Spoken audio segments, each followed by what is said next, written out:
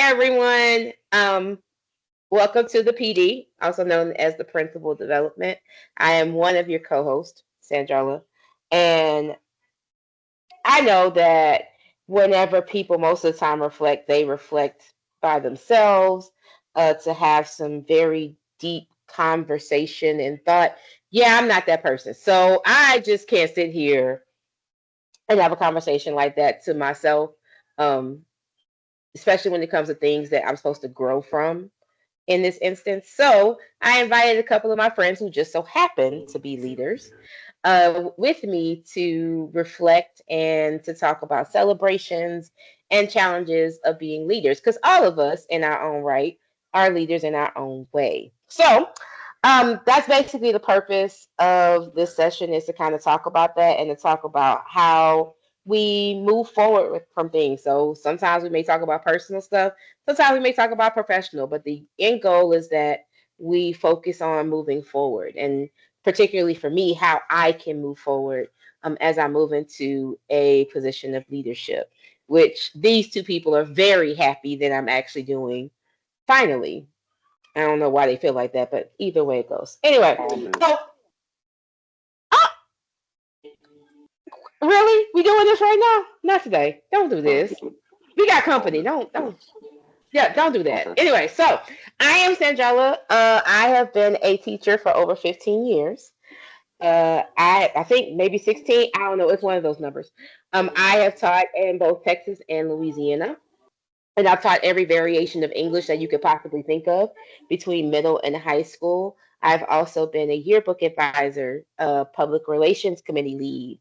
I've been the ESL coordinator. I have been over dance teams as a sponsor. So there's not much I haven't done in leadership except be a principal, to be honest. I've also written curriculum for districts, and I've also written a lot of curriculum for myself and my students. And it has been an honor to help so many kids to be able to make it across the graduation line.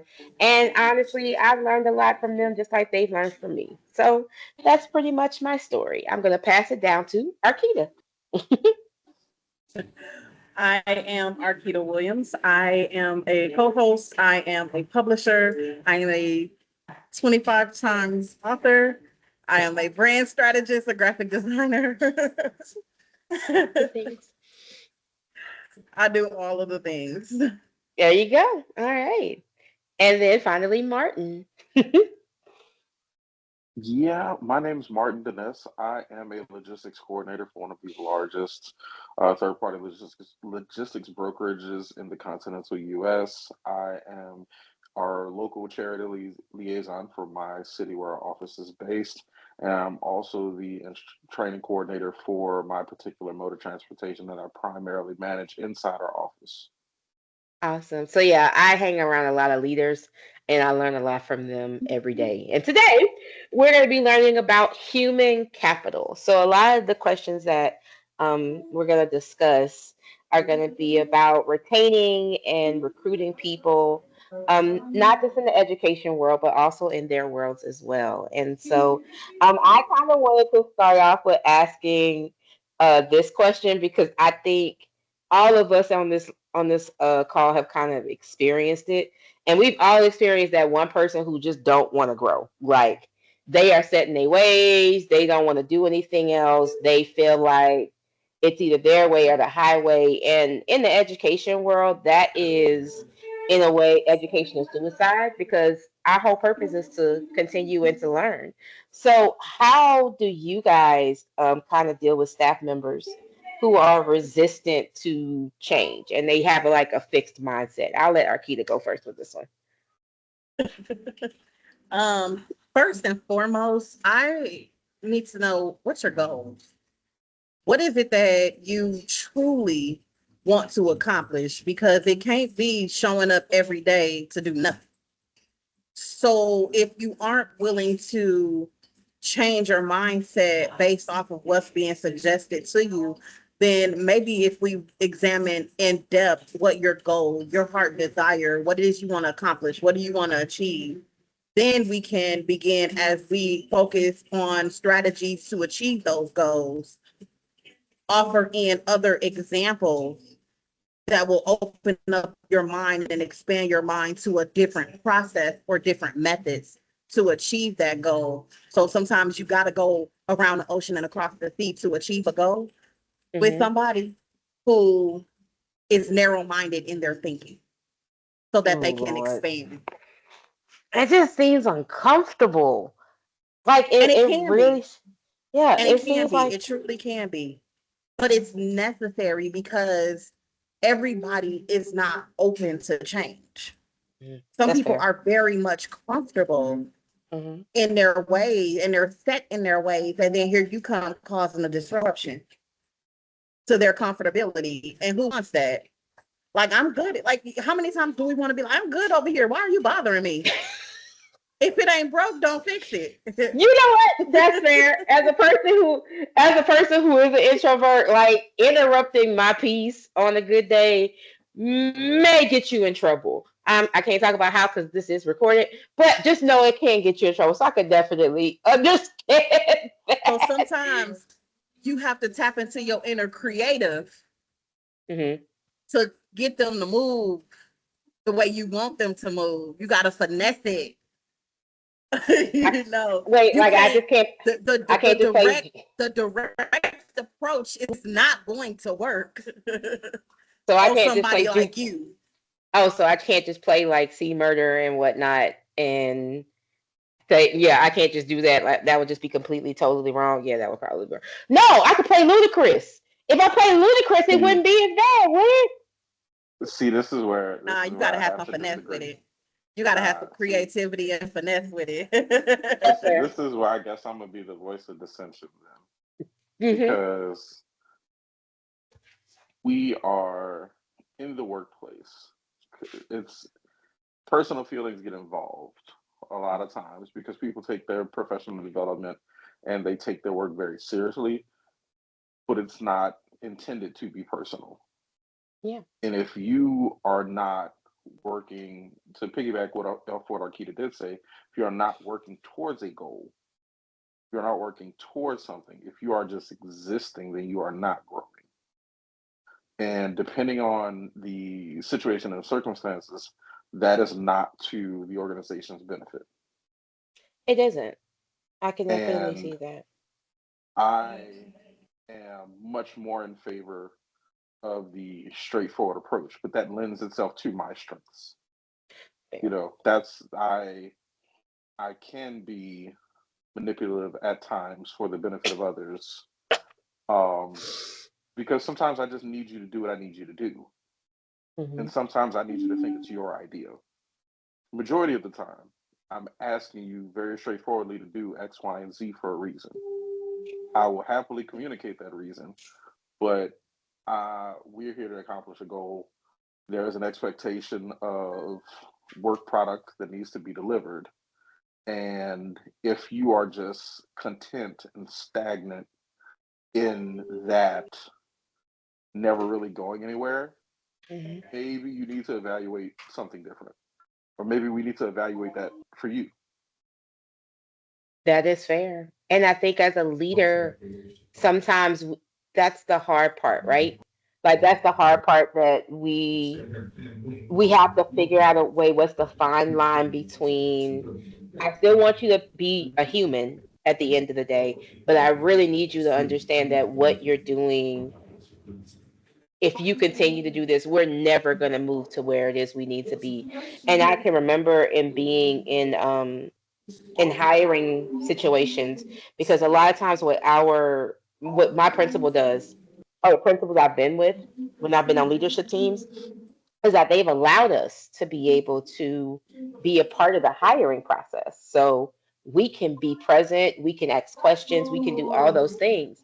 And I've seen times when we've hired really great people who have that growth mindset and want to move forward. And then I've seen times when we've hired people who appear that way, but they really not. Like once they get the job, they become a completely different person. It's like Dr. Jekyll and Mr. Hyde, and we can't get this person to help us move forward for any reason. So we're constantly having to like pick up the slack or pick up from where that person left off, because we don't want to, in a sense, make that person feel bad, or we don't want to offend them. And the problem with that is that if we're offending you by simply asking you to be present for the kids, by simply asking you to shift how you do things or shift your mindset so the students can get better, then why are you here?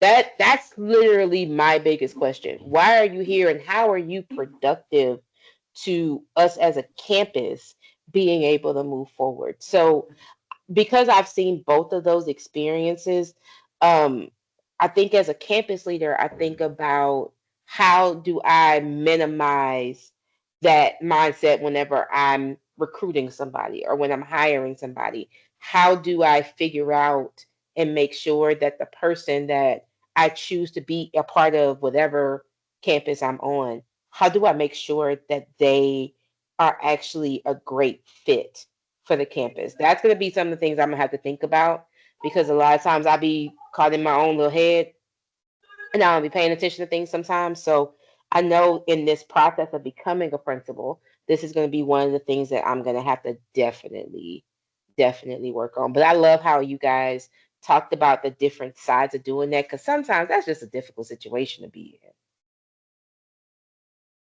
Have you tried to explore like what the resistance is? in. It really does depend on the person. For some people, it's just a personal preference. Like there's something personal they have going on with them, and when those things happen, it kind of just seeps into their job, which I can understand to a certain extent, but also at the end of the day, you were hired for a reason. Some is just because they set in their ways and they just don't care.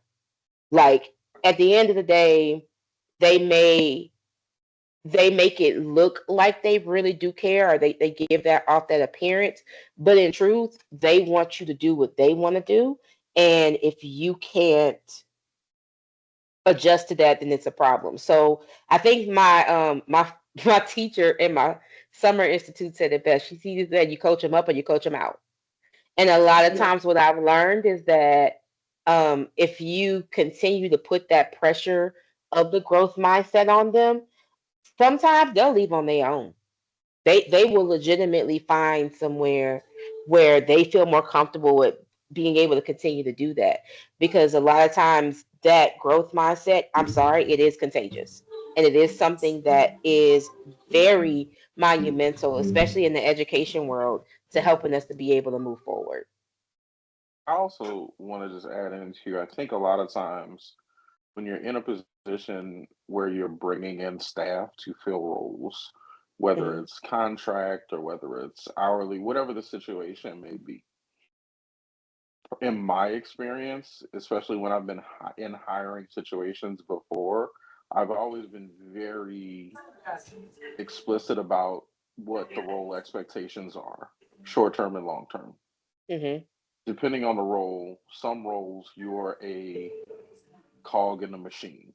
You're something that makes it go. So the expectation isn't growth. The expectation is to do this particular job well. Like if you never Hmm. have any intention of going anywhere, that's great. This is the perfect role for you. But if this is a role where you need to be dynamic, this is a role where you can expand and grow from that. This is a role where we're looking for somebody to come in for a period of time and potentially move up and take a leadership position. I Hmm. think being very clear and very explicit about that in the beginning, in the hiring process, make sure you identify the candidates that you want in that position that have those qualities. I think sometimes, I know just in my experience being on both sides of the table, that isn't always conveyed. True. 100% true. And but do you think that's because like people don't want to tell you the truth, or are we trying to make what we're doing more appealing? Like, no, you're never going to go through anything. Everything's going to be okay. All you have to do is do this, this, and this. I think, is there a difference between those two ideas? I think for companies, they can be. I think it depends one on the job market situation because Mhm. if there's a scarcity of qualified talent, then you don't want to scare anybody away. Mhm. You want to get people in the door. You want to make sure you're interviewing enough people to find somebody qualified. I Mhm. think when there's a overflow of hireable talent, then at that point it's, we'll eventually find somebody, but Mm. you're not being transparent about what the real role expectation is, because that requires work and it's going to weed out people. It's going to weed out people one way or another. But I think Mhm. that's what you want. If you're in a position where you're looking to have a certain dynamic, you cannot be afraid to lose potential candidates. You can't Mm. be afraid to lose somebody, because you will keep a person who will prevent you from getting the person you really want in that role. In that role, you just don't know it yet, Mm. That's so because you're holding scary. on to someone or you're hiring someone because maybe they are tenured, maybe they have 15 Mhm. years of experience, maybe they have all this stuff, but they're so ingrained and set in their ways, they have Mhm. no dynamic ability beyond that. They are Mhm. not a flexible person. They are not, able to adjust to change and pivot when things need to be done. Mhm. If you have a role that is dynamic and needs to be adaptable, and they need to be able to be flexible and change and work with the the the role as it grows and develops, whether you want this person, they're coming in as entry level in this position with the expectation to move up to a leadership role at some point, I would rather have somebody that's younger, that's looking for that, than someone with a decade and a half of experience. And I would rather, as the person looking at and evaluating talent, I would rather convey that initially, because if I bring in this person with a decade and a half, I got to pay them commensurately. They're going to need benefits. They're going to need all of these things, and then there's going to be that period of time before I recoup my investment on them. That is a very valid point, and I've seen that happen before. It does not end well. It doesn't end well, because now It don't. I've invested all this money and time into this person, and now I have to go out and find somebody else all over again because the role changed and it's not what they wanted. Oh God, I hope that don't happen with me when I move into a different position like that. I So really hope. let me ask you a question. Okay. So speaking of interviews and interview processes, what's your go-to question to test a candidate's commitment to the collaborative culture, and what answer tells you if they're the right fit or not? Hmm. Okay, cool. So, but I, for a long time, didn't think I could answer this question. I'm not even gonna lie. Because number one, when I was in those interview sessions and like I was the person who was a part of hiring someone, I would read a lot of the questions that were on the paper, right? Like I didn't really come up with anything myself unless it was like specifically about Ranch View or the school I was currently working at. And so but I read this article about one question you could ask, and I thought it was so cool. It was, I would probably ask someone to describe someone that they worked with using three characteristics. And I think the reason I would do that is because if you can describe someone in a positive manner. They're collaborative, they work really well, stuff like that. Then I know that that's the type of traits, or I feel like that's the type of traits that you would have. But if, like, whenever I ask you that question and you go to, well, I didn't really work really well with this person because of A, B, C, D, or whatever like that, then I can tell you're going to be one of those people that probably is not going to take responsibility for whatever actions you have. And you're also going to be a person that is going to I I I think it was taught to me to say like trauma bond. So we're not going to bond because we have a goal that we want to accomplish. We're going to bond because we have trauma from things that we have been through. And that's what I'm going to use to lead how I do things. And I'm not saying that things do not happen in the education world that are not bad, because we've had crazy stuff happen. Especially in the state I live in, we got a whole bunch of chaos going on right now. But even with all those things going on, we still remember that as teachers and as campus leaders and as district people, our goal is to move our kids forward because we want them to be better than what we were. And we want them to be able to do the things that a lot of times we couldn't do. So I think asking that question about, you know, tell me a person that you've worked with and give me three words that you would use to describe them, I would probably use that as a way of seeing how they perceive the people that they work with and how that may help me see the type of person that they're going to be. That's mine. I'm sure Martin has another one.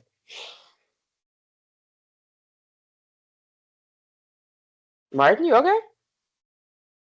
Yeah, I'm good. I'm sorry. It was taking me a bit. You good? Go ahead.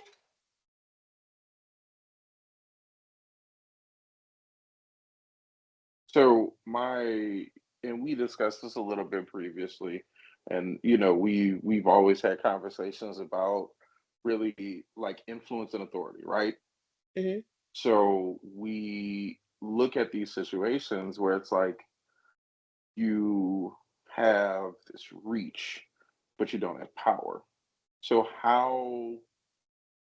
what challenges do you see when it comes to being leaders, teachers who have influence but not authority?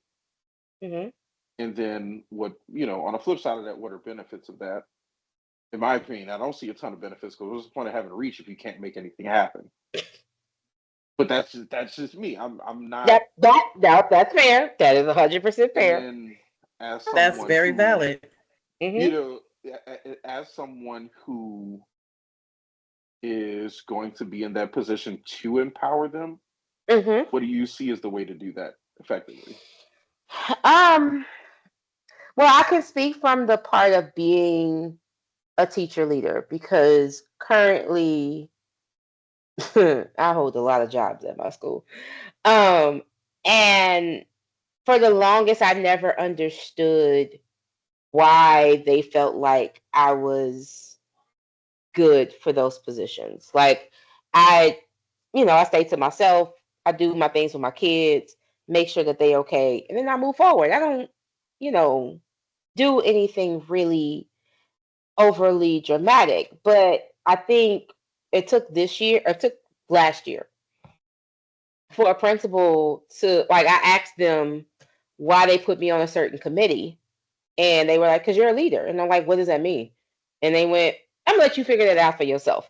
And so when I finally realized that what it really meant was that being a leader is number one, making sure that those around you are moving forward. Number two, making sure that you are able to advocate and to be able to represent those that may not be able to speak up for themselves. And in being a teacher leader, while it seems like we do not have power, I don't think it's our job to do that. I think it's our job to be able to advocate and to help build that bridge between students and administration so they can see what we need as teachers, what students need in order to be able to do whatever it is that we truly really need to do. And so it seems weird because it's kind of like your middle management, if that makes sense.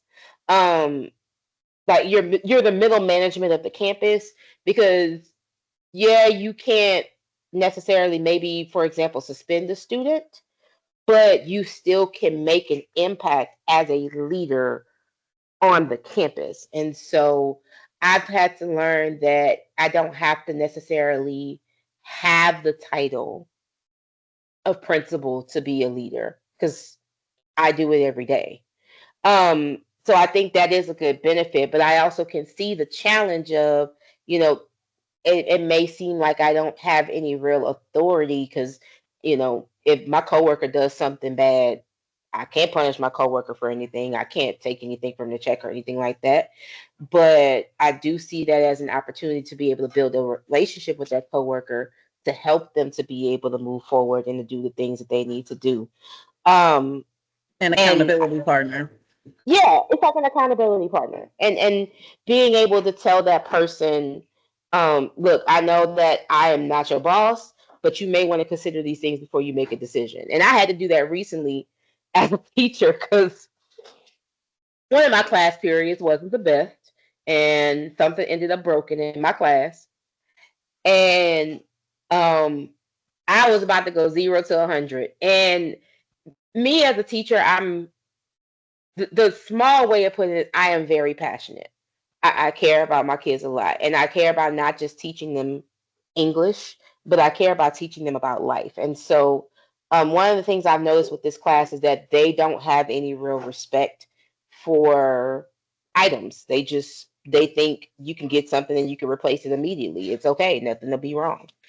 And so, when I was having those thoughts that I shouldn't have had about what I should do to this class, I called the coworker, and my coworker had to literally be the one to talk me down from what I did to help give me a different perspective. And so, as a leader, as a teacher leader, I like the fact that I have somebody who can put me in check like that. So I'm not making decisions that may end up getting me on Channel 10 News at 10 o'clock at night. And I just don't want to do that, at least not today. But I also, when I become a campus leader, I'm going to think about these things and I'm going to ask questions to be able to help develop teacher leaders into realizing their own ability to be able to make changes, not necessarily have power, but empower them to be able to feel comfortable with, if you make an educational judgment, if it's sound, if it's something that will help us move forward, if it's something that will help us to be able to be a better campus, do it. My famous words now are, I trust your educational judgment, because I think that is something that is really lost a lot lately. A lot of times, teachers do not feel like they have the ability to be able to do certain things because of certain rules and code of ethics and all the rest of these things. And the thing is at the end of the day, you earned this position because you did something right.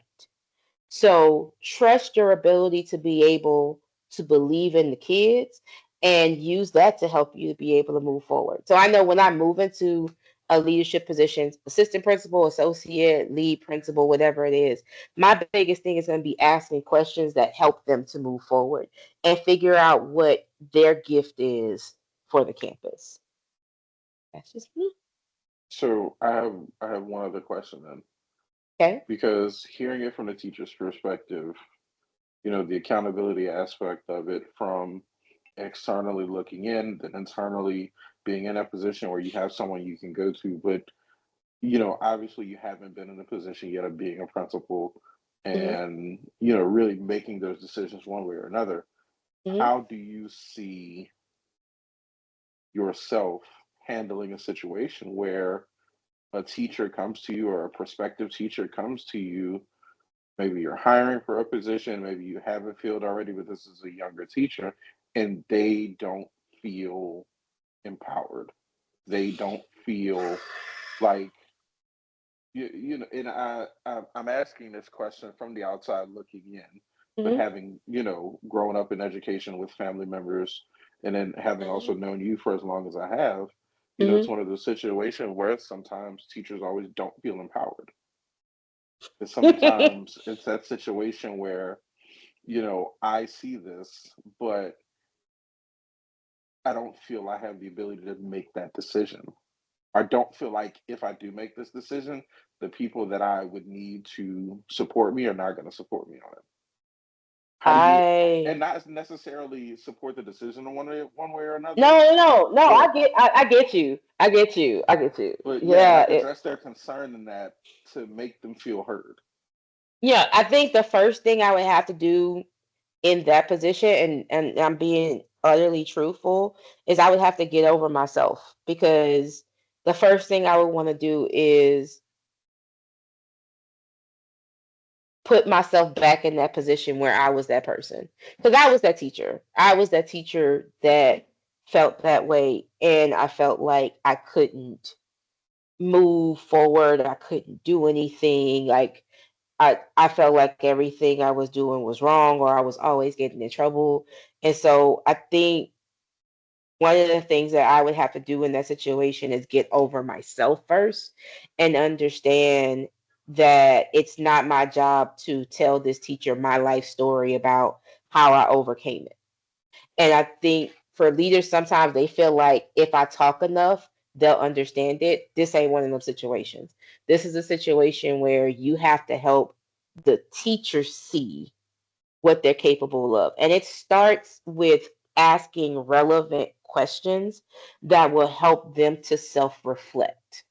And I will be honest with you, I can't tell you what those questions will be because it kind of depends on the situation. I know for me, a lot of the great leaders I had, some of the questions they asked were not as difficult as people think it is. Like I was asked one time, well, what is one thing you can do well? Seems hard enough. It seems easy enough, but if you're a teacher who has a very low self-esteem, you're going to think everything you did wrong. And you're going to think that everything that is possible or you're capable of is wrong. And so it's a leader's job to help that teacher see the light that is in them. And it's asking questions that will help you get to that. And the thing is that while you're asking those questions, you have to be able to see that growth mindset because you can ask those questions as well.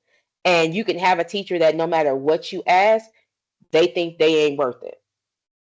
And sometimes that can be those situations where we have to coach up or coach out. And we have to make them realize you have to be able to have that light in yourself if you want to be able to stay in this position because it's going to be vital whenever things are going wrong or lawmakers are making decisions that you can't control or you have an angry parent who makes you feel like you are the worst teacher in the world. You still have to have that light inside of you. So I think honestly it's number one, me getting over me, and then number two, asking questions to help them to be able to move forward. Um, and I feel like truly that campus leadership is moving in that direction. Um, right, we are coming out of an age where a lot of campus leaders and a lot of principals were taught to be managers. They weren't taught to be leaders. They were taught to, you need to check a box. You need to make sure they get these things done. You need to not care about their feelings.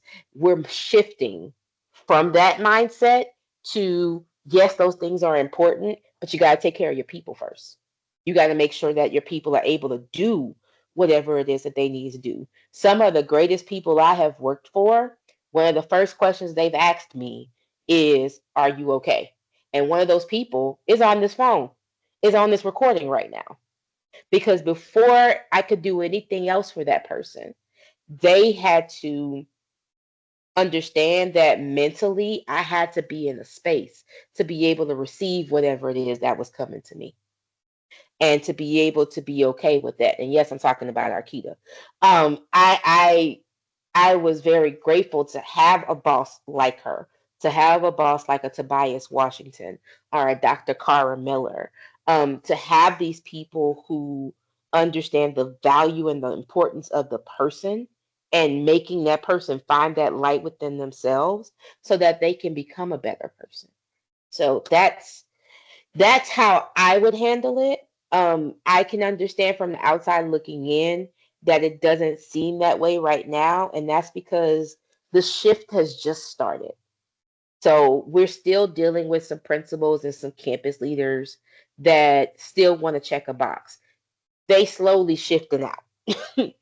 But we're moving now to where we're teaching leaders how to be more present with the human as well as the professional aspect of it. It's going to take a while though. You have to bear with us because we got some lawmakers and people making decisions that don't know what they're doing, don't understand education, and I could have a whole nother episode about that. We'll deal with that another time. But just know that is happening.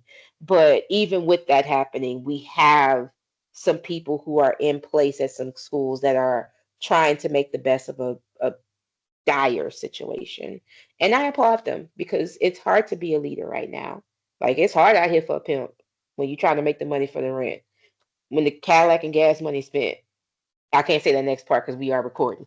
But the point is, it's hard. And so I applaud them in their ability to be able to move forward. So And when it comes to leadership, having a great leader builds a great leader. Sometimes all you need is somebody to actively believe in you and your ability, even when you can't see it in yourself. And it can take you to heights you never thought or imagined. It pushes you to think outside of what you're accustomed to. It challenges you to grow in ways that you never saw fit, you never thought was possible, you never thought you could. hmm You just need that person to actively believe in you yeah, and know that you have support. yeah, yeah. And you have someone who actually, while they may not be able to sympathize with everything you've been through, they can empathize with what you're going through and what you're dealing with. I think that was one of the biggest lessons I learned whenever I had the chance to shadow our district human resources and department, and there was, I think his name is Dr. Adam Greenwich. He's the vice president of employee relations, which is a very difficult position because it's literally you're dealing with humans and you're dealing with humans when bad things happen. And so, one of the coolest things I remember him saying is at the end of the day, I still want you to know that you're a person and you're a person who's valued, even if you've done something really crazy. And I know sometimes that's hard for him because if you hear about some of the stuff that teachers have done in the past, it's just it's a lot. Like if you it's definitely a lot. But the way he said it and how he explained it, I appreciated his point of view on that because I thought that it's true. You really do want a person at the end of the day. Yes, they did something wrong. Yes, they need to be corrected. That should absolutely happen. But at the end of the day, you also a person who is a human who is going to move forward. And so you have to understand what you did wrong, but you also have to move forward and be able to do other things with your life. And sometimes that's all we can do for you. That's about it. And all of that is great, especially when you think of in terms of dealing with people who are resistant to coaching or stuck in that negative and fixed mindset. hmm You know, is it a lot of the time because are you rooted where you are because you don't understand your true value? You Yep. really don't know what you bring to the table. So you just out here doing a job that you were hmm capable of doing versus looking at it in terms of making an impact. Yes, I agree. And I think it's, you're not seeing, so that's the part of leadership that has been hard for me because I had to realize that I had to get over a whole bunch of personal stuff in order for me to be able to be an effective leader because in being a leader, there's a piece of yourself you have to give to those that you lead. And I'm not talking about your whole self, but you do have to understand that it is a kind of we before me situation. Because I'm leading you, I'm guiding you, I'm being these things for you. But at the same time, I'm also, if something happens, I got to protect you. If something happens, I got to make sure that those who are following me or those I'm working with, we're still able to be productive. And so, if you are going to be that resistant person, then it's going to be very difficult for you to be able to move forward with me. I may have to leave you in the wilderness, and I'm gonna tell you, peace out. It's because at the end, and I've told my students this many times, and I've said it is my job to give you the ability to learn. Whether you accept or reject it is your choice. But understand that I will sacrifice anyone who stands in the way of learning. And so, what that means is that I will love for you, I will care for you. But at the end of the day, I am here to do a job. And my job is to make sure that you graduate. And so, if you don't want to be a part of that, that is fine. You have every right to be. That is your choice. But I'm going to make sure that those who want to be able to be successful will be. And so as I'm becoming a leader and I'm thinking in terms of being a principal, that's one of the things I think about. That I know along this path, the human capital part of it is, yeah, I'm gonna be able to hire great teachers. I'm gonna be able to get people to stay and all the rest of the stuff. But sometimes I'm gonna have to have them conversations I don't want to have. When have y'all ever been through that though? When have y'all ever had to have a conversation with like somebody that was working for you or somebody that was working with you?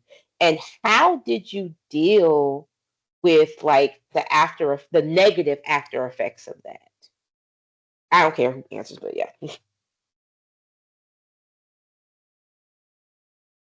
I've dealt with it on a few different occasions, in different roles with different positions.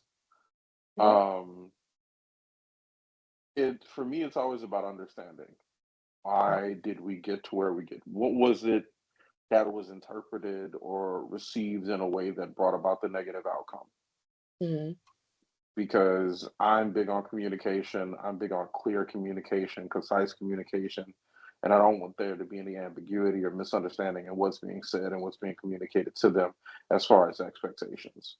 So, if there's something that leads to a negative outcome, it's normally, in my experience and what I do, 95% of the time is because of miscommunication somewhere. Okay.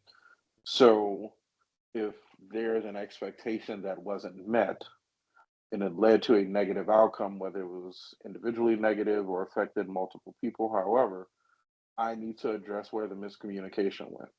Because if there was a miscommunication because of the role I am in, it may be because I didn't communicate effectively.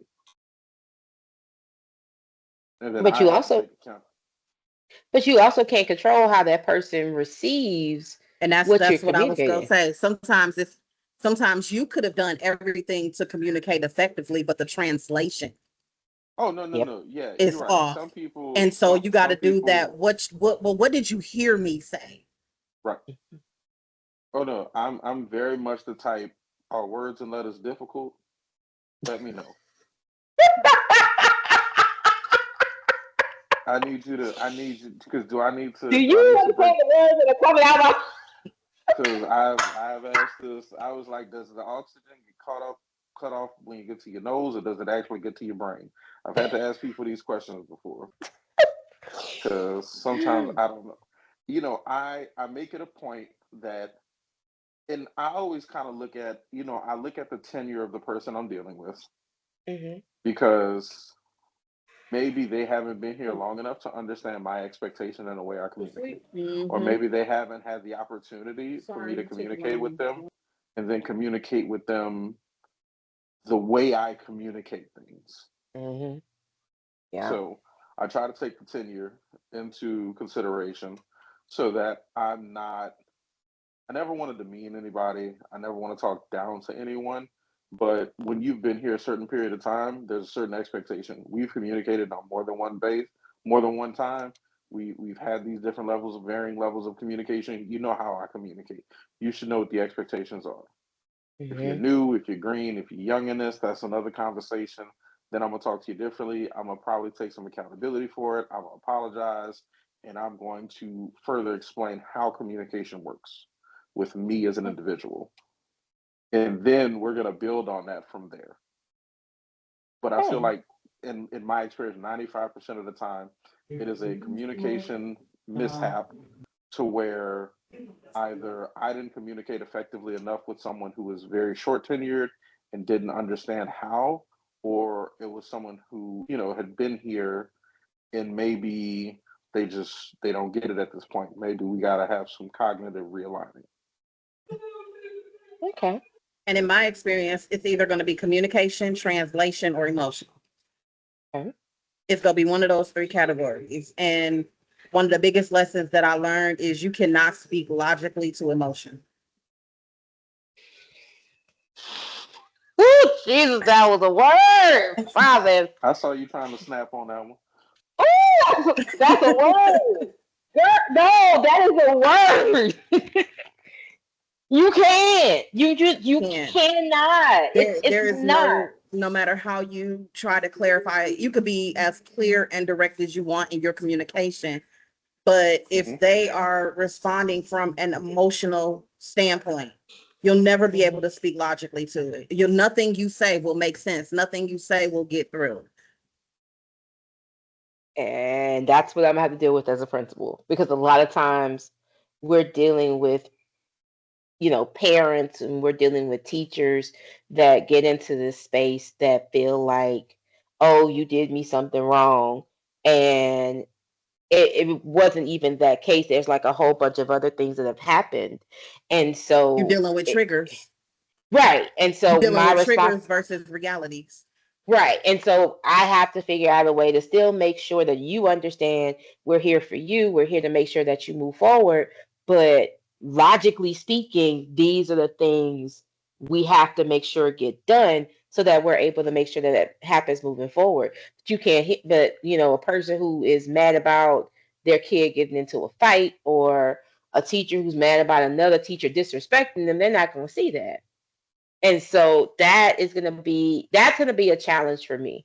It is, because one thing I pride myself on is my ability to not take a lot of things personal. It takes a lot to offend me, like truly, truly a lot. And so I have to understand in my position that not everybody's like me.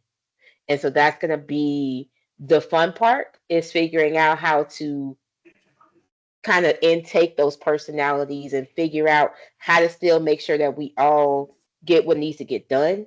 But that logic to emotion thing, girl, that's gonna be 75% of my role. I dealt with a situation like that this week, Hmm. and it's a short week as it is, and I've been dealing with it, Hmm. and I I don't always deal with that well Hmm. Yeah. because I try to be as professional as possible, and part of it is don't come at me emotionally. Because see, when you come at me emotionally, you say things from a place of emotion, Hmm. and we're not going to do that Yep. because yeah, you go low, I go lower. So let's not do that. Let's stay professional. Let's keep it That's on the what- level it should be at. right. And the fun thing about, like, most of the people that I hang out with personally is that y'all, like, when they really say go low to go to hell, like, most of you are the people who will go to that part. Well, And I will I tap dance had, on the way down now. and the thing is, I respect it, because I understand a lot of times that you've done a lot of things before to try to Hmm. not get to that point. Right, exactly. Like, you My worked really hard to not do that. right. I was And accused of being condescending recently by a customer of mine, and it's mhm, like I'm not. My intent is not. And I had a conversation. They apologized to us today mhm, because my intent is never to be condescending. But if I have to break things down for you at a very like micro level, it's going to sound like I'm talking down to you. right, it is. It's gonna sound condescending. It's gonna sound like I'm talking to you like a 5 year old. It is not my intent, but that's exactly what it's going to sound like because we've been in this too long. Yep, that's It's all we can. it's it's and my intent is not to be condescending, but I'm Mhm. going to come to you with facts, numbers, data, communications, and everything to make my point. The receipt will be longer than CVS. That's what I'm telling you. That's literally why I just be sitting here And like, that's well, yeah, here's how we got here. yeah, that's how we got here. That Yeah. that's literally what It's happened. it's it's literally like the situation of my name is so and so. You may be wondering how we got here. Let me tell you how. And then I'm gonna start at the top of the receipt and work my way down. It's kind of like, And go ahead. I'm sorry. I'm yeah, thinking about the TLC movie. right. No, that's yeah. So, I think when addressing those situations, especially with people that are coming from a place of emotion, you have to you have to give them something to mirror when Hmm. you're interacting with them. So you Yeah. have to give them calm. When they're not calm, you have to be calm. When Hmm. they're erratic, you have to be stable. When they're upset, you have to be even. And then, well, it's almost like I'm reading off a checklist. Well, it started here. They missed this class. They didn't do this assignment. They Hmm. neglected to turn in this project. They've missed this class again. They did this. They did that. They did that. Here's the laundry list of things. We've sent these emails. We've sent these communications. We've sent Hmm. progress reports. We've communicated with you as parents. We've done all of these things. And it's not a matter of trying to point out like failings, quote unquote, but it Right. is a degree of accountability. Like you Yep. have to be, you know, and as a parent of teenagers, like I have to be accountable when my kids don't do what they're supposed to do. Then I Hmm. also have to be accountable when I don't do as a parent what needs to be done to hold them accountable for doing their job. That, So, absolutely. you know, and I would rather my kid's teacher, principal, assistant principal, whatever, come to me with receipts and detailed information so I can see where I need to course correct because that makes my life easier. That's also Yeah. me. Not everybody's going to see that way. Not everybody's going to eventually think rationally. Yeah. So there's some people you're just not going to be able to get through to. Yeah. And at that And that's point, you what know, it's what above did you say? me. It's above me now. It's Yeah. above me now. I'm gonna tell y'all, it's above me now.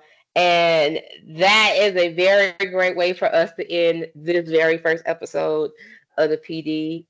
Any final thoughts, guys, before we end our session about human capital? Hmm. Um,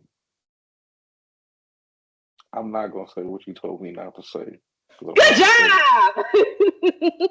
I'm going to say, I'm proud of you. I appreciate you. I appreciate you so yeah. much. Uh, but I think human capital is an interesting Yeah. topic in general, just because as a manager of people, Hmm. you have to be willing to one consider the individual, but at the same time consider what's good for the group as a whole. Yep. I agree. And I that's 100%. that's a very intriguing position to be in. Hmm. And I wish you luck doing it. I look forward to Thank you. having more of these conversations. And I'm really just here to say I told you so. Oh my God. That's not what this is. That's not what this is for, bro. Hey, I gotta get it. I gotta get it how I live. Anyway, anyway, Arketa, you got any final thoughts? At one, I'm very proud of you Thank you. on this journey because I know it has not been easy. Mhm. And you ventured out on it kicking and screaming. Um, but you are navigating beautifully. You're growing through it beautifully. And I'm so proud of you. What I want to say is as you transition into the leadership arena, Mhm. understand that regardless of how much your heart desires to help, you cannot help everyone. And that's okay. Yep. Um, always look at things from the perspective of how can I support you so that you can be better. Okay, understood. And I Um, appreciate. and great leaders breed great leaders. So continue to surround yourself with people and in environments that helps you to grow as a leader Mhm. so that as you lead, you are then passing on what has been instilled in you. Understood. And And those I are my hope final. final thoughts. And I hope Oh, that. I got one more Oh, thought. I'm sorry. oh Lord, here he go.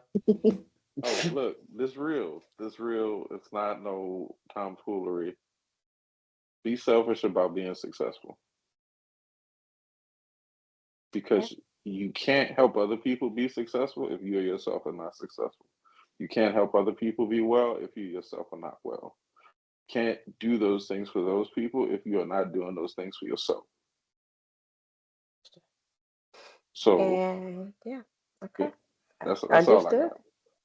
received. And I appreciate each of you. I am grateful to be in this program where I am learning so much, not just from the classes and from my amazing teacher, but also just learning from the experiences that I'm having. And human capital is not something that I am great at yet, but it is something that I hope throughout my years I get a chance to improve and to critique myself and to be able to surround myself and surround my campus with really great people who will help all of us move forward as we try to make sure that education continues to flourish. And so, on that note, I bid you all adieu. Thank you so much for tuning into our first episode of the PD, the Principal Development, and we will catch you guys next time.